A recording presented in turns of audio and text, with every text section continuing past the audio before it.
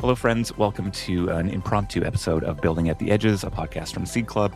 I'm your host, Jess, and about a week ago, I was sitting down with my friend Brian, who's the founder of Rabbit Hole, and we got onto the topic of points. And let's just say Brian's not a huge fan of points. I think points are clearly the big meta right now, but like many things in crypto, I think often builders adopt the hot new thing without fully understanding maybe some of the second and third order implications of those. And I think through Brian's experience at building Rabbit Hole, there's some insights here that I think might be valuable for you. So I think you'll like this conversation and hopefully come out with a more nuanced understanding of what points are, what they're not, and maybe some of the challenges to look for as you look at building out your own product.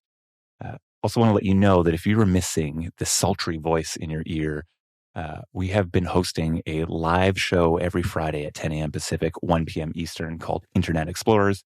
It's myself and Josh on the screen. Peace Node is our internet VJ, and it has been a heck of a lot of fun. So I hope you come join us there at live.cclub.xyz, Fridays at 10 a.m. Pacific or 1 p.m. Eastern. We'd love to see you over there. So yeah, let's jump into this conversation with Brian Flynn, the founder and CEO of Rabbit Hole. Yeah, so like obviously points are the meta right now, or one of the metas right now. And I think it was interesting to see. So your tweet was, quests are one of the most sustainable ways for consumer apps to drive top of funnel growth and retention, similar to paid marketing. Consumer mobile apps relying on points and speculation to drive growth will only make it more difficult to build sustainable businesses. And then I think that the tweet below it is, also if you're building a consumer crypto app with a PWA and an embedded wallet, you're cutting yourself off from quests since it requires users to use the same. So there's sort of like this, belief in how we should go build these things effectively right now. But perhaps not fully understanding the implications of those. And then I also would argue that I think there's a reason for using point that I don't think is fully captured in your tweet. But we're in sort of this like no man's land of like no great answer, which seems to be like the required place for us to be comfortable in crypto, and kind of want to jump in there. So I don't know where the right place. Maybe if we just talk high level, like it seems like, are you anti points? Like, do you just not think this is useful, or like where do you sit? All right, so maybe to like zoom out 10,000 foot view, let's talk about like why people use points in general, right? The reason why people use points is because it doesn't cost anything to issue points. It's practically free, and you get people to do things on chain, right? Driving actual revenue, right? And so you're essentially having zero CAC at the end of the day, right? That's why points is a mechanism that exists in crypto, right? The reason people are obtaining points is for the expectation of an airdrop, right? And what you see a lot of the time is these companies that see the traction and growth with points and get really, really excited. And it's this like rush of a dopamine hit, like, wow, look at all the users that we're getting from this, right? And it's sort of like, well, we have this KPI we want to drive. Let's just do more of it because it's going to drive the KPI, right? And then you get in this weird standoff with users, which is like, now they're putting in their money into this machine and not seeing anything come out. They're just saying, wow, my points are going up. I just can't wait for my 6-figure airdrop that I'm going to get in 6 months where I'm going to retire for life, right? And so that just is this push and pull between the company and then the users themselves. Like we saw this firsthand at Rabbit Hole. We had XP back in the product in 2020. And it was really interesting because on every quest you did, you earned XP in addition to tokens, right? And for the quests that were expired, we also had them as this repeatable thing. You could earn points with no token. And what we noticed was that people were more willing to do the quests that were expired just for the points and really didn't care about the tokens that were giving out the money. And that really showed us like, hey, something's not right here. What the hell is going on, right? People were doing all this thing. And so what we ended up doing was like, all right, well, we see all this traction right now with our XP. Do we double down on this? Do we like spend time building features for this? That's where our growth is coming from. And we're like, hey, this is actually something that is not the right type of behavior that we want to drive because the users are just becoming more and more and more toxic as a result, right? If we want to drive actually something sustainable, we need to think about how are we going to attract users in the system that are going to stick around for the right reasons, right? And so we actually ended up removing points like early 2022, and users were furious. They were, this is terrible, like never going to use Rabbit Hole again. And that really showed us like, wow, this is such a foothold in crypto. And we had to basically earn back their trust over a 6 month period. It was like rabbit hole sucks. So that was like all the community was basically saying, right? Despite however many NFTs we issued and Discord roles to be like, hey, we love you. Right? And so anyway, we saw that same behavior play out with all these projects afterwards, right? The same thing happened, right? It's like, hey, we're going to introduce points, and the same thing happened, right? I think Mint Fund just did this same thing, right? Mint Fund did this fund drop, right? People are earning points every single week. And what did they end up doing? Well, they removed points. And then all the users in the comments were like, what happened to my points? Where's my airdrop? Right? And it just never came, right? So it created this very toxic community that was expecting of something despite it actually driving traction inside the product, right? And so that is the trap that points basically sets itself for in companies and products, right? Which makes me anti-points in the current meta, but I do think there's this wider trend of actually rewarding users more frequently for transactions that they're doing, right, in the form of loyalty, right? And that's more likely where I think tokens in general are going to lead to in the long term. So I think what we'll see is points actually coming on chain, right? Where then it's a very predictive output in some capacity, right? And then that can lead to a whole number of things, but it's more so you're earning tokens on every transaction you do versus like this one-time airdrop that now you're like, trying to send a rocket ship to Mars, be like, good luck on your mission, right? And figure good luck with DAO governance, which just turns into a whole shit show afterwards, as you know. Yeah, I love how you set that up. Almost like there's this sort of fork in the road of two types of businesses that can be built here.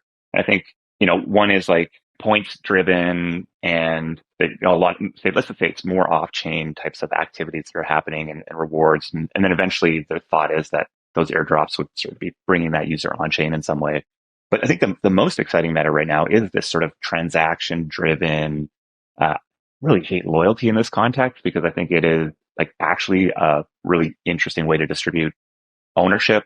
Maybe there's an important differentiation between those two things.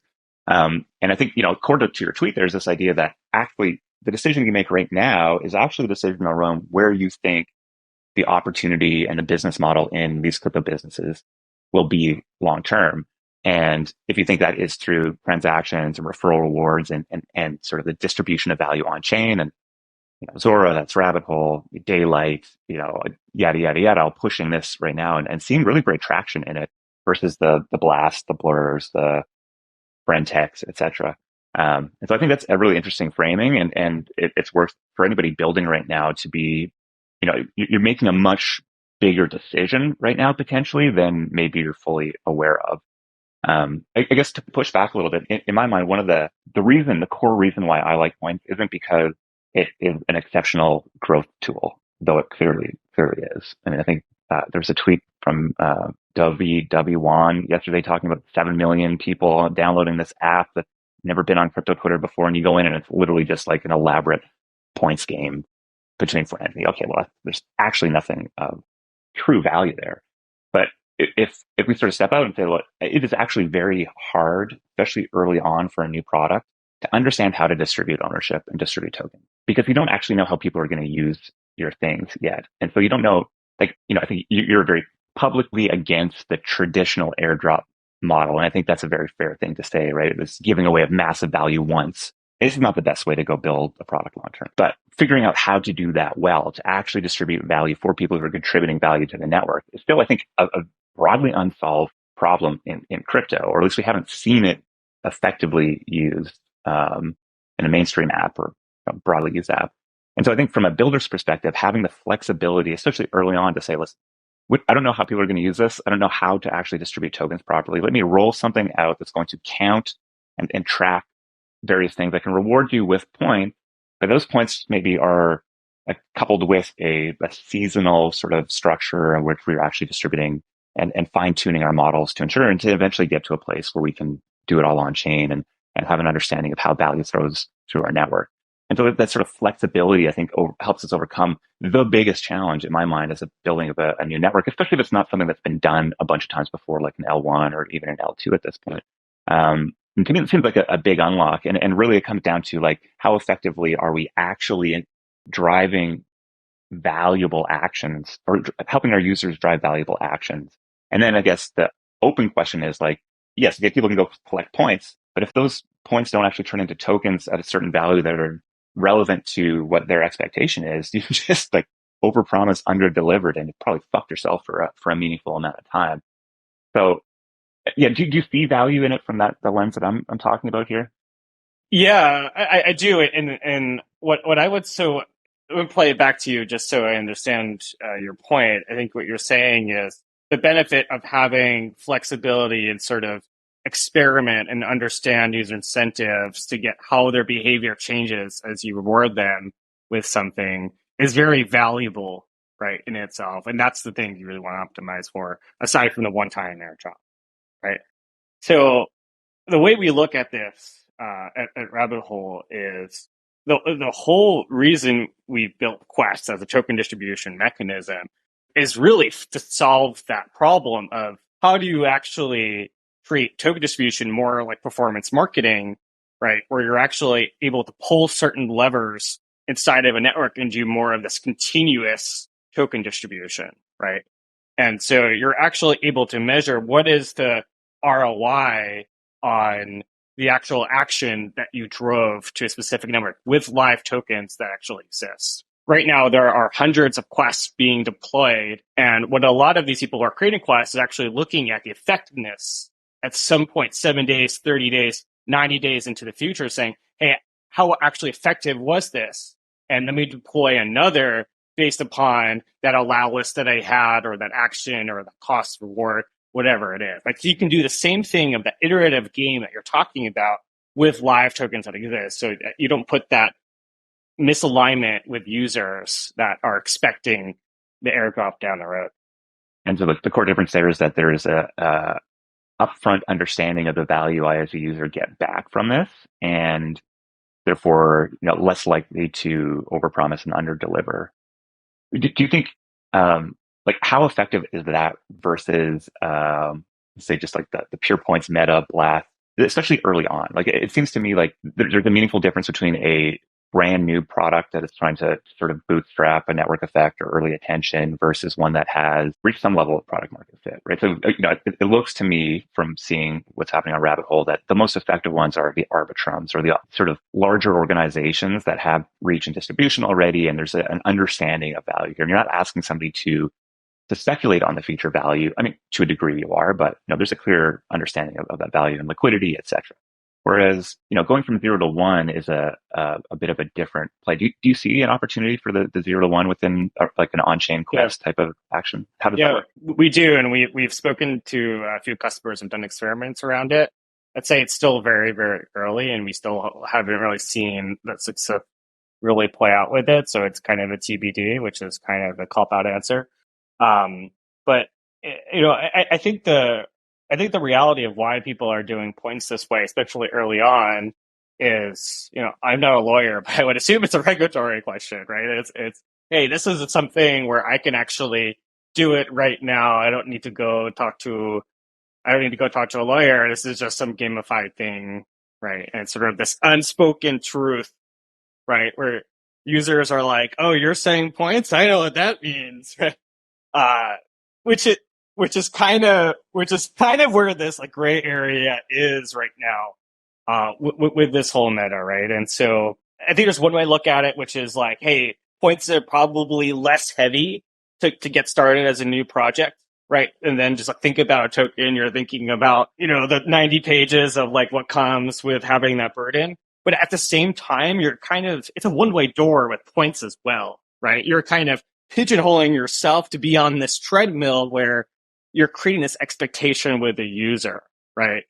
And so it's not really the best path even for early stage projects in that instance, right? And just seeing MinFun and a bunch of other projects that have tried it and saying, hey, we don't like where this is going and kind of pulled back is just indications of that. I think that's interesting. So what was it about seeing how people were using points on Rabbit Hole that made you think that these are toxic users that are not actually good users for this protocol? So at the time, if we changed the slightest thing about the points algorithm, right? Maybe, you're doing one quest and you're earning 1 point. Maybe we changed to 1.1 points the next day, for example, right? You're just like, oh, you changed the points algorithm on me, right? Like, that's not fair. Like, this point, right? Or maybe they lost points because of a bug in our system. But a lot of users would react more toward their points balance rather than any other feature that we put out that would actually make them earn more outside of the platform, right? And so that's when we started being like, that's probably a slippery slope to actually a product that has sustainable growth. Yeah, that's super interesting. Because I think like the thing that resonates the most with me out of what you're saying here is this mismatch between expectations and what ultimately gets delivered.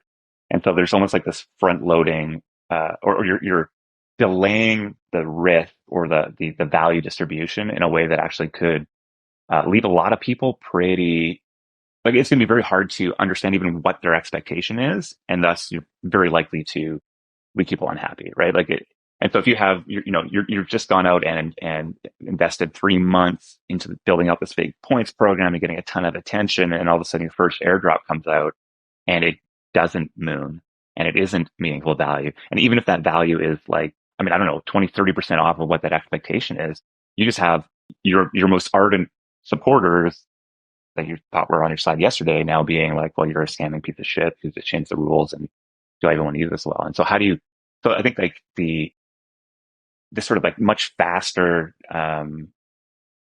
turnaround from earning to actual tokens is probably necessary there. But I think that's made that a good call. There's probably a big risk that most aren't aware of. And when you look at the most prominent projects using these things, you might not even see that because those are sort of the successful ones that are actually working, and at that scale it works. But if you're sort of further down the attention curve, shall we say, we don't see those ones that are sort of flaming out, et cetera. And definitely haven't, it wasn't on my mind that you had done points before, though I clearly remember it now, or even the mint.fun example.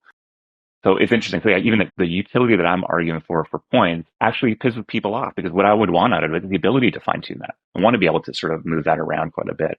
And yet those are the people that you're saying are the most aggro when you go do that, even though there's no, and that's not without any dollar signs at the end of it. So imagine those dollar signs are lower than they expect. It's just right. So Friend Tech tried to combat this, like, how do I change the points while not pissing users off? The way they did that was saying, hey, we're going to have a weekly points airdrop, and we're allowed to change the rules every single time. And what it ended up happening was, they tried to tie the actual points airdrop to revenue, and who was driving all the revenue? Well, it was bots, right?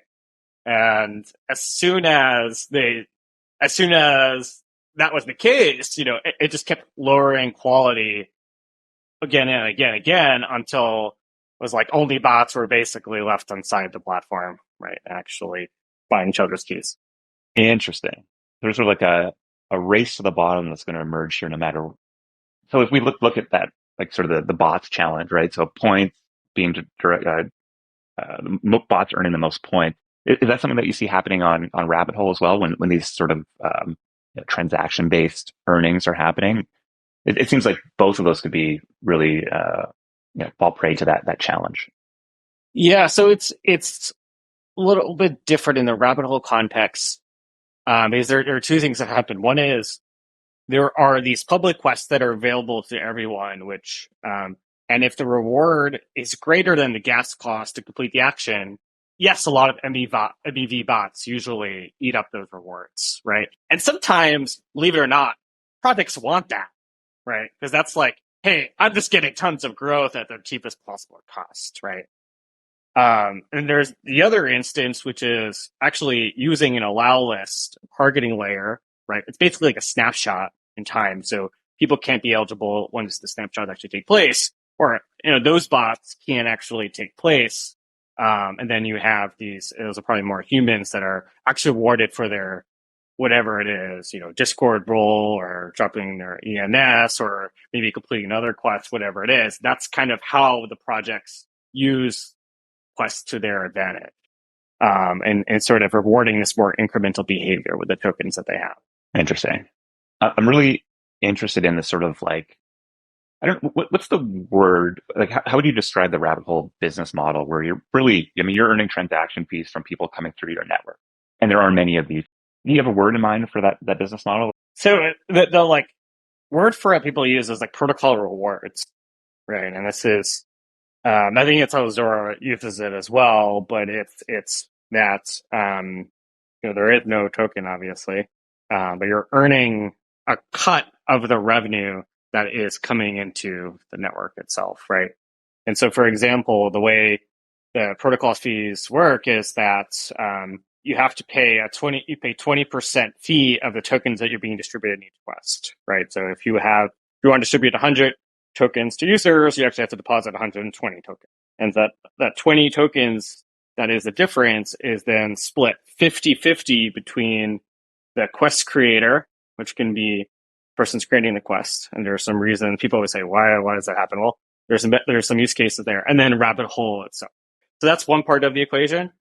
And then there are claim fees that is kind of like a Sybil tax, right? That is around 15 cents. And that is split 3 ways between rabbit hole, the quest creator, and a refer, which is usually can be an influencer, it can be a wallet, of really whatever it is, right? That hasn't been addressed, daylight. And the reason why we split it this way is that we're really setting the protocol up to be functioning by itself, where rabbit hole as business is just one player in the ecosystem, right? Where we're only monetizing our front end, but anyone can build their own front end and their own quest platform on top, and where we're not taking any fees from that, right? And it's just the shared state that both platforms are using, right? And so really what we're trying to build is the shared state between all these people who are kind of leveraging this protocol to drive the right type of user inside of their network, right? And that's a bootstrapping problem that we have to solve for. It requires tons of liquidity being injected to actually get to a point where users are able to earn a positive reward on every transaction they're doing. That will just take a lot of time to kind of prove the model out. We're still, say, bottom of the first inning here. How do you think about off-chain action things? A big part of the points meta is this sort of like, referral game that people play that really, drive new signups pretty effectively, right? The idea if I invite you to a thing, I'm going to get bonus points. It's just like feels like I'm signing up for a sweepstakes or something back in 2008, like the Facebook sweepstake type offers. It's just the most basic growth strategies ever. But I mean, clearly work at some level. I mean, maybe not driving quality users, but you're driving sort of a ton of attention around these things. And a lot of those things are off chain. Follow me on Twitter. If you look at the meme coin airdrop that did recently, very, very much built around that.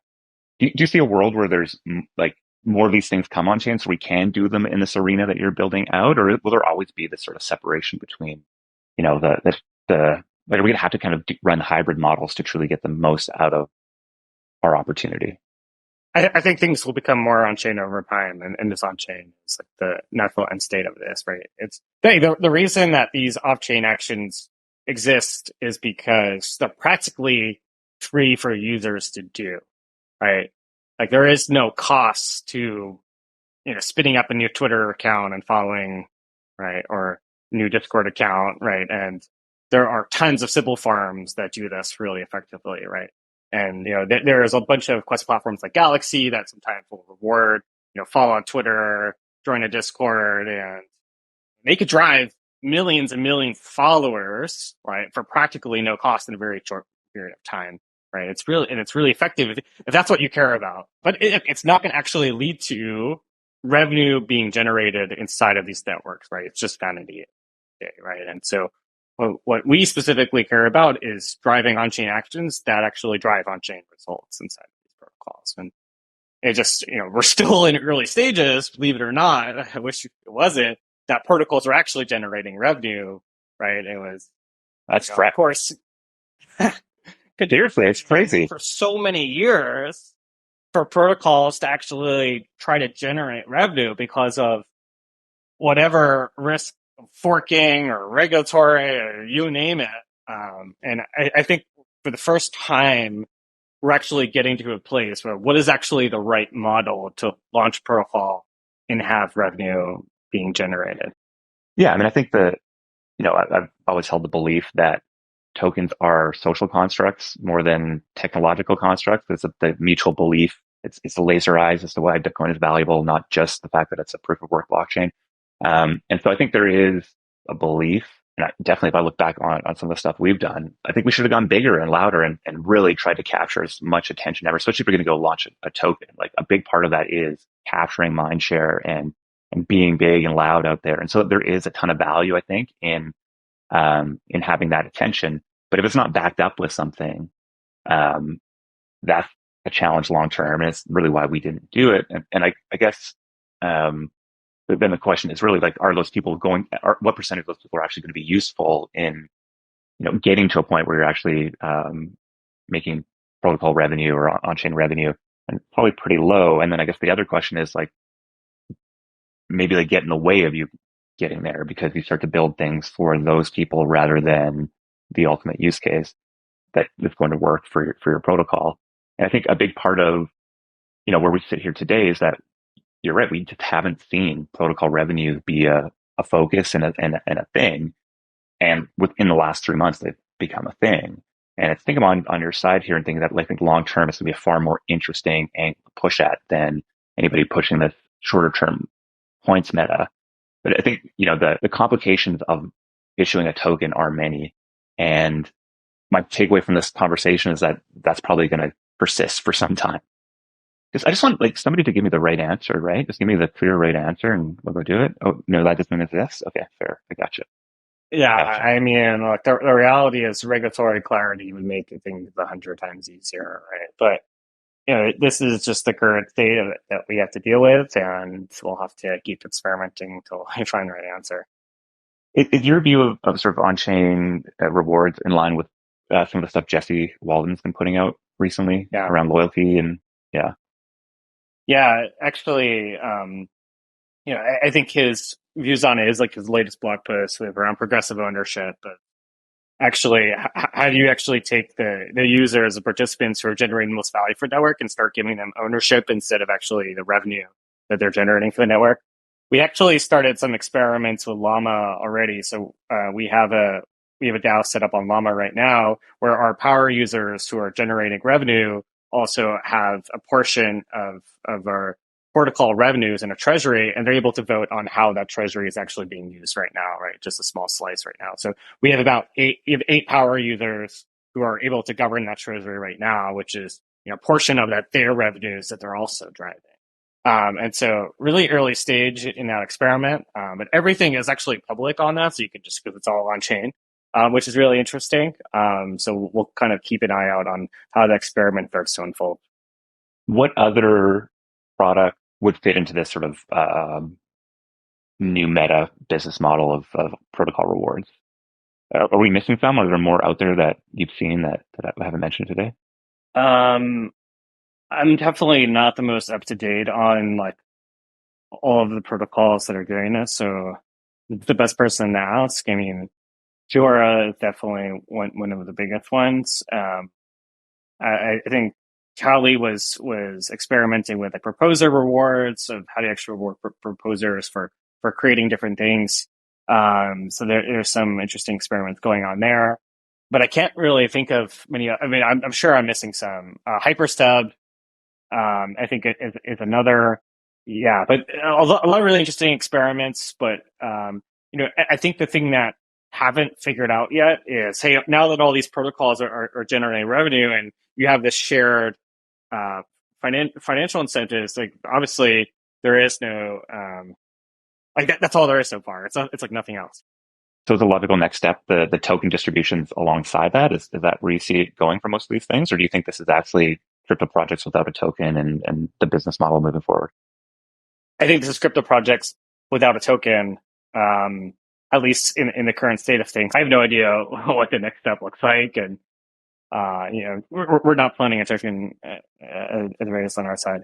So just still trying to figure out how can you get a community engaged into what you're doing, where it's very clearly it's not speculation, that they're getting a bit more so ownership into a treasury in which they can spend and have control over, where now their budget is directly tied to the revenues being produced inside, which is exactly how it's right now set up with Llama on the Quest protocol.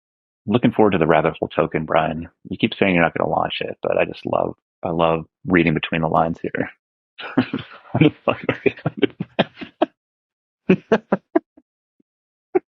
I really need to set up an anonymous account so I can jump into your Gov Docs or whatever and just troll you. I'm really disappointed in myself that I haven't done that yet. I think I would get an absurd amount of joy from that.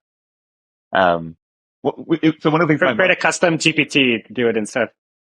Oh, good. Yeah, that's scalable. Let's go. What I think would be interesting is I feel like there's going to be a trail of tears around point, and just like visualizing the disappointment of users who've earned points and been disappointed is going to be an interesting thing to see moving forward. I think if anybody, who's a builder should be following that closely. And I don't think you see it. Like, I don't think I would have said, oh, I wasn't aware that your users were upset around your XP being taken away. It's, even though it's probably like the big thing in your community, like nobody else cares about it whatsoever, right? And so that's an issue for builders because we only see successes. We don't see the negatives that are happening there. So I think that's super important. And I think just this, to me,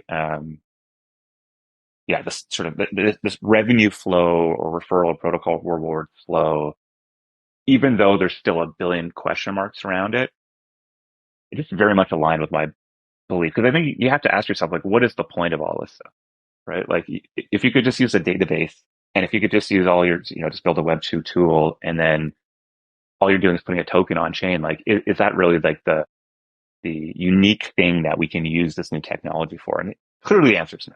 Like, or clearly the answer is that's just one small part of it. And so I think it's why, I'm fascinated with nouns. It's why I'm fascinated with these sort of on-chain vending machines, if you will, as business models. And I think there's, if I place my bet, I'd say that long-term, that is where the most opportunity lies.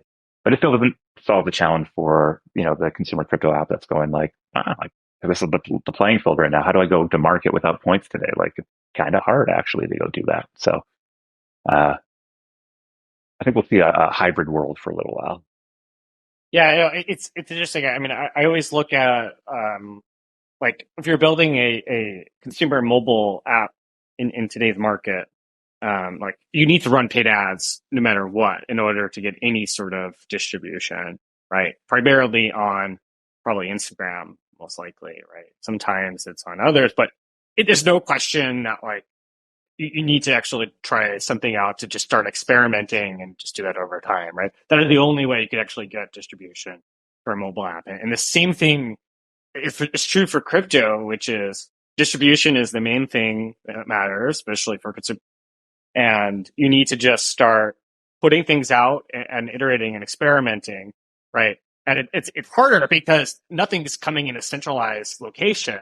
Like you can't because sometimes it's the protocol that needs distribution, not a single app, right? And so it's like, well, how does that actually change from where you get your top of funnel from? And so those are sort of the some of the interesting questions. It's so funny just how few projects have reached the point where they're actually needing to go do those things and trying to innovate at that level, like the acquisition and distribution level of crypto, because most aren't. I think a large chunk of, especially early stage teams, are not looking to Instagram or paid or performance ads to drive their first 1,000 users, right? It's Launchcaster, it's rewards, it's Discord, it's just the early distribution of crypto Twitter, broadly. But that runs out clearly, right? Like, what is the next step, especially for consumer apps? This point around PWAs, I think, is actually one that's important for people to grok too, because again, we're sort of the early stages of that meta. It's very hot. We're seeing so many teams come to us with PWAs, sort of a core part of how they are going to go to market and the user experience people have. But it's a world where maybe most people have 3 or 4 max of these things on their phones. What happens if there's 5 or 7 or 10? And then what happens if I'm sort of investing and building up my reputation or value within these networks?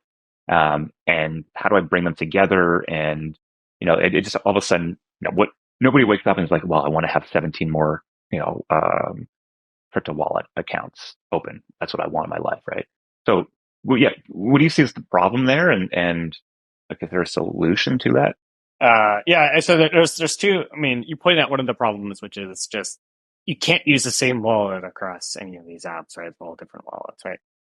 And there's a couple of the two things come out of that is one, you have to fund a new wallet every single time, which is the most annoying thing in the world. Nothing worse than trying to fund a new wallet.